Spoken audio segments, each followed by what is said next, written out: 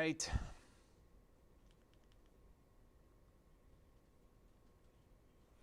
Yes, people that are saying you couldn't hear anything, you couldn't because I didn't have the microphone on yet. So I know lots of interest in this forecast here. Starting to get a little bit more clarity in the trends of the track. We're going to be going over all of it. It's 8:42, Friday, July the 5th. It's evening time. We're heading into the weekend. Tomorrow's looking fairly quiet, and then the impacts are going to start slowly and gradually building into the coastal bend as Beryl approaches Sunday and Monday with an eventual landfall on the Texas Gulf Coast. Looks like Monday could be early afternoon or late morning at this point.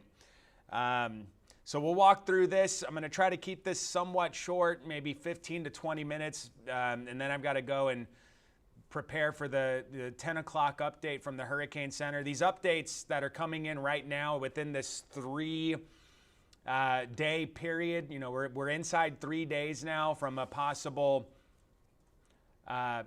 strike somewhere in the Texas Gulf Coast. So we're inside 3 days. This is the time to really pay close attention to how all of these forecasts start to come out. We're really keeping close watch on the trends, but hurricane watches got issued at 4 o'clock today.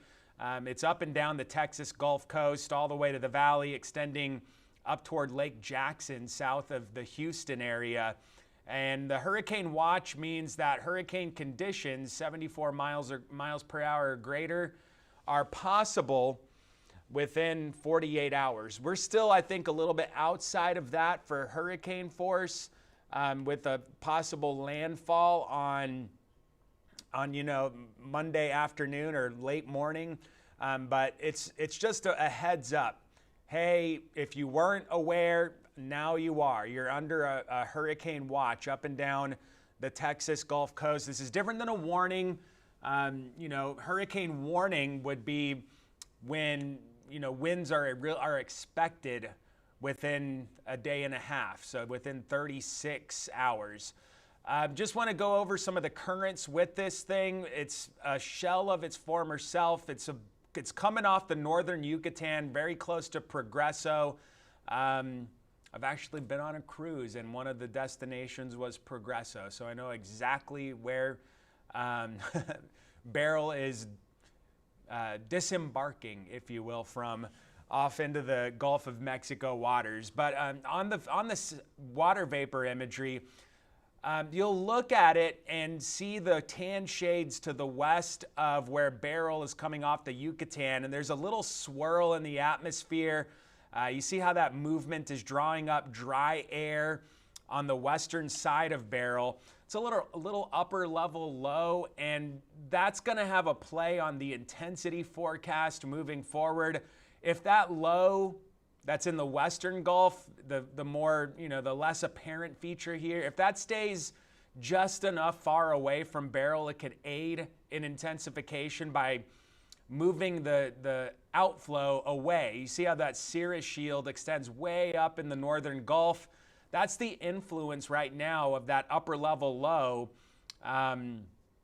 that's to the west and north of Beryl. So if it's like it is right now, it could aid in intensification, and if it is a little too close, it could hurt intensification by introducing some shear. And there is some dry air in the southwestern Gulf of Mexico. So, it's going to, I think, have to take on some of that and overcome that in the process of strengthening. Another thing noticing is on the north, I don't know why there's a line there. We've got two, like the Pacific and the Atlantic data. There's just a line there that has no significance to what we're talking about in the middle of the Gulf. It's just where the two contours are lined up.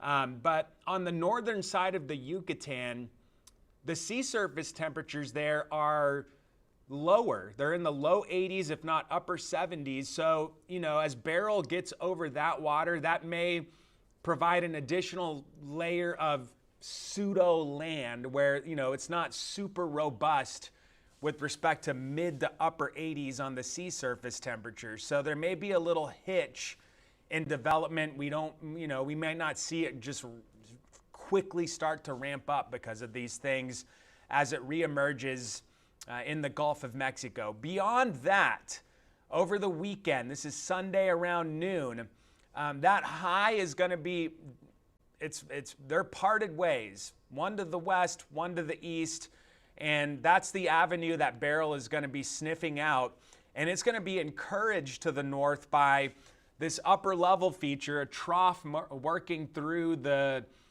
plains states over the weekend. At the same time, Beryl is not only strengthening, but is turning around that high pressure in Florida. So, a stronger storm, that high out of the way, the trough in the northern plains, all of these things are things that would want to influence a north turn. And we've seen that the last several days in the forecast cone and suite of data from the Weather Service and the National Hurricane Center. That cone is shifting. It's got that north and east trend to it. And some people like to say the trend is your friend when you're talking about forecasting, right? We're always looking for trends. So that is the trend right now, and it's our friend, not because it would mean a possible less likely impact here, but it's our friend because it's allowing us to kind of reason out where this next update may be. And I wouldn't be surprised to see a shift, that continuation of the cone moving a little bit more up the coast east, north and east. That's the trend. So how much tug does that trough have? That's going to be vital in the eventual landfalling location of Beryl. So you see Beryl coming off Progresso. I almost feel like you can see the little, again, I'm referring to my cruise experience. You can see the dock. Maybe that's just, I haven't zoomed it all the way in to see if it's actually that on the map with the icon there, but a 65 mile per hour tropical storm right now. Again, a shell of what it was entering the Caribbean as a Cat 5. So all of that weakening that we had been talking about has happened. The weakening happened. The forecast was for a 65 mile per hour tropical storm, coming off, and that's what it is. So now we're starting to see what's going to happen in the Gulf of Mexico. This is the forecast cone. It says 7 p.m., but the suite of data comes out at 10 and 4. Sometimes they'll adjust in these intermediate 7 and 1 time frames, but this is the same cone that was shown at 4 p.m. And the current cone does put the center line of this cone and forecast, right through Corpus Christi Bay. Right through Corpus Christi Bay. Category 1 at landfall. Intensity forecast is going up. I think Kristen Walla told me that we saw a 95-mile shift in the cone from where it was yesterday, which is kind of where where that line on the western side of the cone, that's about where it was yesterday. And now it's, centered over the coastal bend and primarily Corpus Christi. The landfall, again, around 1, given this track, it could be later than that if it's more to the north, and it could be a little earlier than that if it's more to the south. So that's why the timing's kind of changing, because it's getting more time in the water, farther north in the Gulf, so it takes longer to make a landfall, right? And so that's why the timing is a little bit later with respect to that aspect of the forecast. Then it kind of bends up, moves into, Texas A&M territory, and on into northeastern Texas through the middle to late parts of next week. So that's the cone. That's going to get updated at 10 o'clock tonight. We'll have it on the 10 o'clock news. I've got to really discern a lot of information. I'm just seeing this for the first time. And wow, what a shift in the bulk of the weather modeling on the track of this. And you can see that trend real time. I'm looking at this same time as you, real time. This is a fresh update. And pretty much all of the modeling is either at the center or right of center of the cone. And that is screaming for another adjustment from, the hurricane center. They're so good at forecasting track. They are the best in the world. They're performing better than any model is with respect to the track. And I'd expect, seeing this with you real time right now, that when you see us at 10, this cone is going to be a little bit farther to the east. And Corpus Christi, for example, would probably be more so on the left side or the western side of the cone if this trend is to continue. I don't know what they're going to do. We're just looking at this. We're sitting here local in Corpus Christi, Texas. We'll see. I got to sip some coffee early. I'm getting tired, but I do drink it out of a straw to preserve the color of my teeth. I try not to I don't want to whiten them, but I feel like whatever, different topic for a different day. The forecast modeling, again, is looking like it's on the right side of the forecast envelope here with respect to the cone. So I would venture to say that we're going to see another shift, which means that the impacts that we're about to show coming up here are probably going to shift as well. And that's the main, I did this yesterday, started saying it because this forecast in particular, minor shifts in the center line of where this goes, 50 miles east-west, going to have major implications and changes for the impacts certain locations get. So just have that in your mind. These are the trends we're talking about.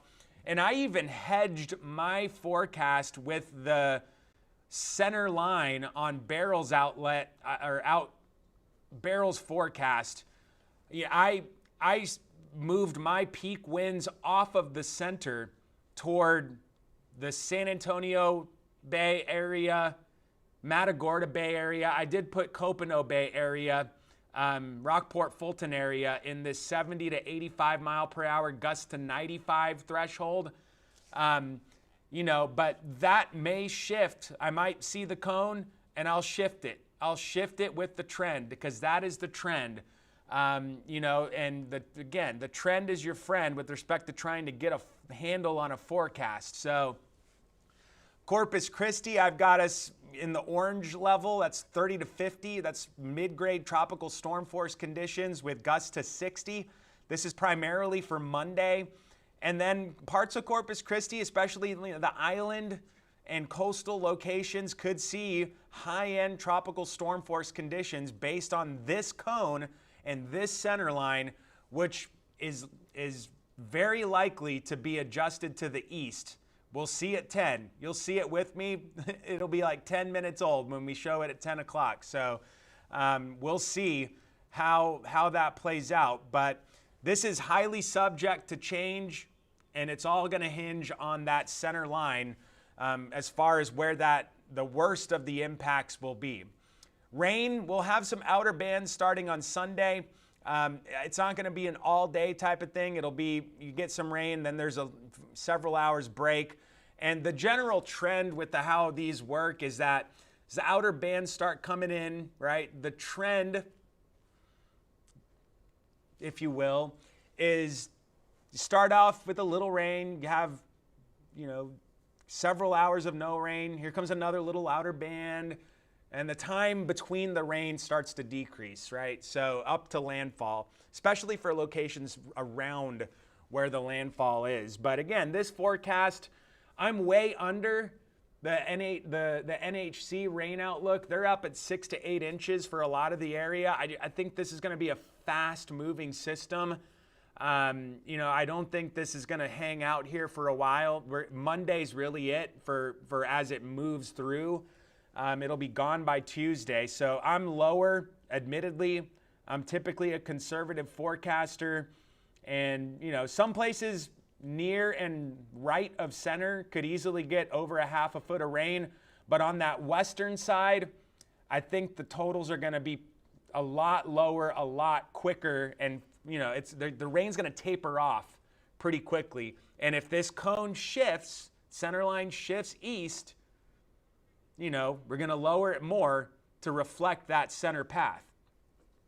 So that's how it looks to me there. Waves, periods increase Saturday.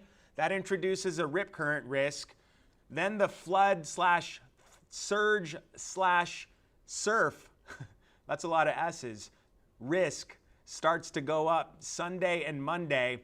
And there will be coastal flooding. There will be dangerous rip currents. And we are expecting 3 to 5 feet of surge in our bays and in our Gulf Coast, Gulf beaches, the Gulf of Mexico facing beaches, all of that 3 to 5.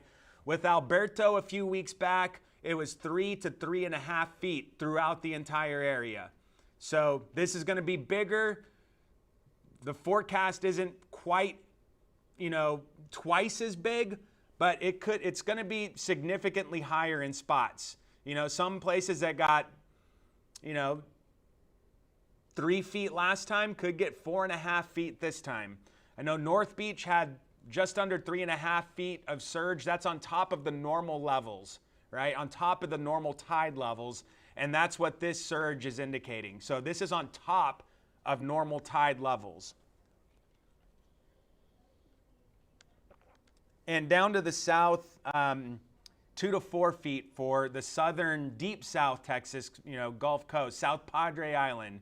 But still 3 to 5 feet in the bays, even in South Texas. So tomorrow, you can use the weekend to get stuff done. We'll talk about preps here in a second. Sunday, it starts to get breezier. We have some rain floating around on those outer bands. And then Monday, wherever this thing moves in, Monday is going to be the greatest impact day. Whether that's in Corpus Christi or farther north up the Texas Gulf Coast, Monday's going to be the high impact day with respect to a landfall from Beryl. So, you saw what we're expecting here and you see the trends.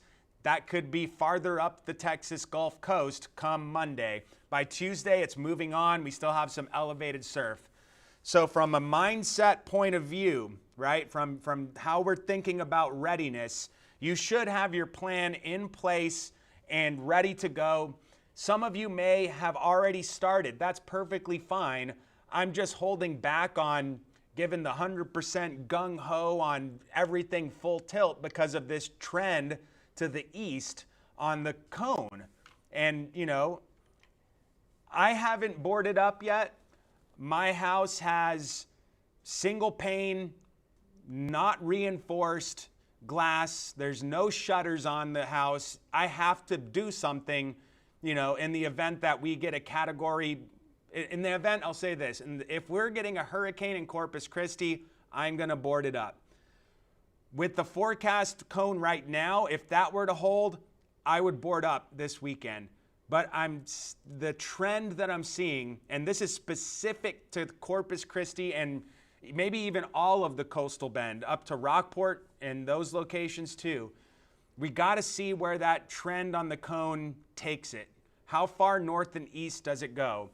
I'm not saying don't do anything. By all means, do it if you want to and it makes you feel better. I'm just saying this is what I'm doing right now with this data. And I'm sending my wife out of town to San Antonio with newborn baby to be safe. What if there's a power outage and, we don't want the newborn sitting in a 90-degree house, So we're going extra safe on that department. I will be here no matter what. I'm going to be here. And, I won't be accessible to them because I'll be here. And that's another reason. That's another whole issue. But everybody's different. Everybody's plan is different. That's how I'm feeling about it right now. We've got 2 days to really, get this nailed down. No pun intended on the boarding. But, if the cone looks like this tomorrow afternoon, I'm going to board up. If that's how this cone looks and it's a lot narrower tomorrow afternoon, that's when it's time. But given the trend, that's all I'm trying to say. is we're seeing this trend. It hasn't stopped yet. How far east does the cone get? And we're going to find out a lot in the next, 3 or 4 updates. So that we're going to find a lot tonight at 10, tomorrow morning at 4 a.m., tomorrow at 10 a.m., and then again at 4 p.m. And by that point, we should know.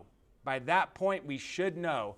All of Texas needs to be on alert all the way up to Houston, given this forecast and given the trends. So these are just general timeline things. This has nothing to do with the intensity.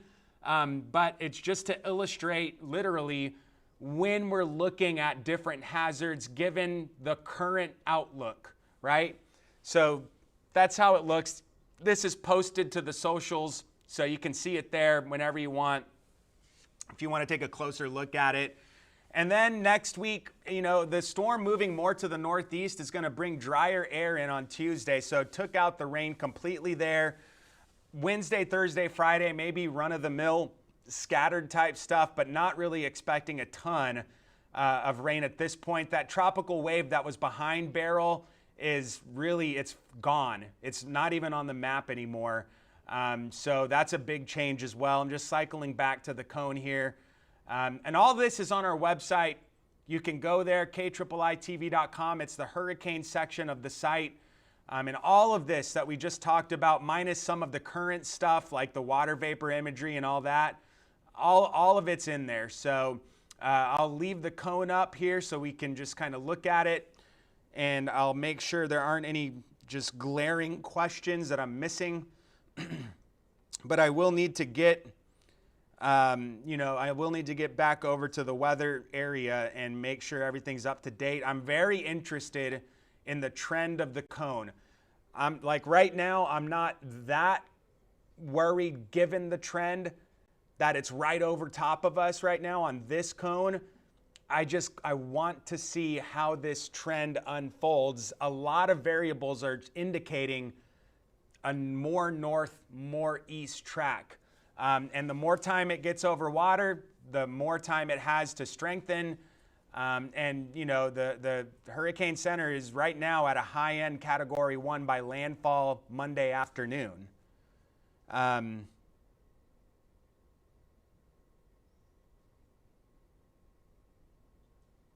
So with that, I'm going to leave it.